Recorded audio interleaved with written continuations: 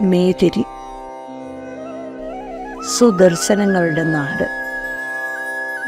അച്ഛൻ്റെ വിയോഗം, ജ്യേഷ്ഠൻ്റെയും ലക്ഷ്മണൻ്റെയും വനയാത്ര, സർവ്വതും വെടിഞ്ഞ് ജഡാവൽക്കലധാരിയായി ഭരതൻ, വൈധവ്യം നേരിട്ട അമ്മമാർ, ദുഃഖിതരായ സഹോദര പത്നിമാർ,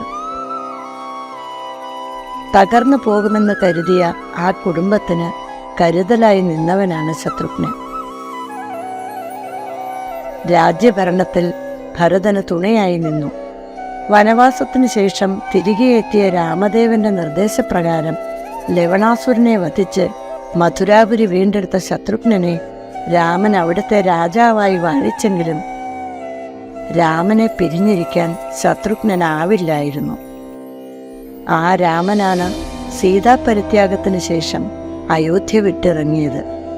എങ്ങനെ സഹിക്കും? പിന്നെ സഹോദരങ്ങളുമൊത്തുള്ള അന്വേഷണമായിരുന്നു.